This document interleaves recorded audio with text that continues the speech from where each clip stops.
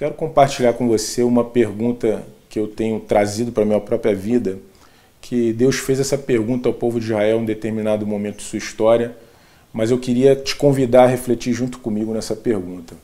No capítulo 1 do livro de Ageu, no versículo 4, diz assim: acaso é tempo de vocês morarem em casas de fino acabamento, enquanto a minha casa continua destruída?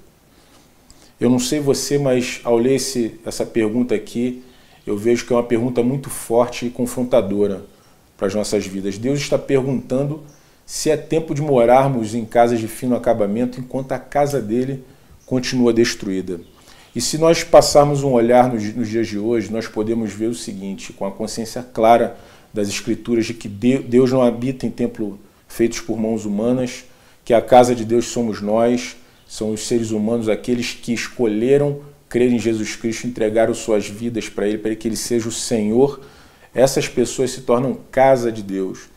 E uma vez se tornando casa de Deus, somando a uma outra pessoa, que Jesus disse que onde houver 2 ou 3 reunidos em seu nome, Ele se faz presente, então se torna a igreja do Senhor Jesus Cristo. E na igreja você observa que ainda existem muitos problemas no meio da igreja. Muita divisão, muita amargura, muita falta de perdão, muita complicação, muita crítica. Você vê lideranças brigando entre si. Então, de fato, essa pergunta de Deus cabe para nós nos dias de hoje.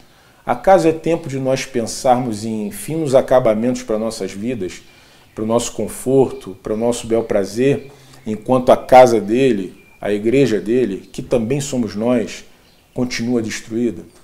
Essa pergunta já nos deixa claro que quando nós pensamos em nós mesmos e não temos uma consciência coletiva de um cuidado com a igreja, que é a casa dele, da qual nós fazemos parte, da qual nós somos parte, nós estamos, na verdade, contribuindo para uma destruição pessoal também.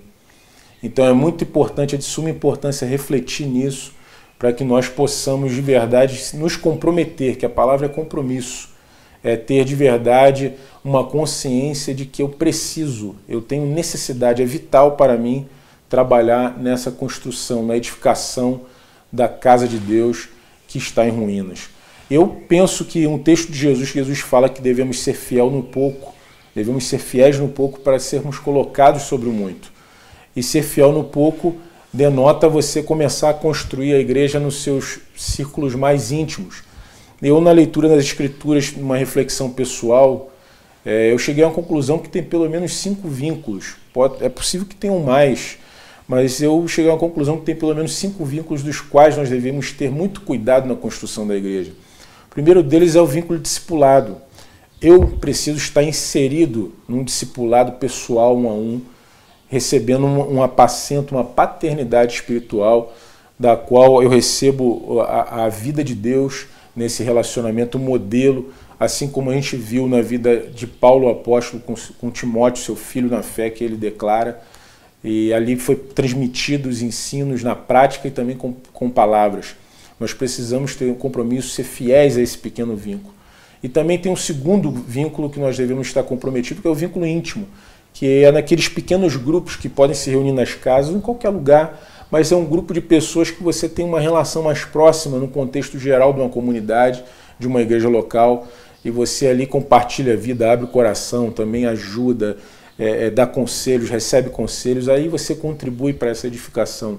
O terceiro é o vínculo de serviço, porque você não constrói uma igreja local se não houver um compromisso com o trabalho, com o serviço.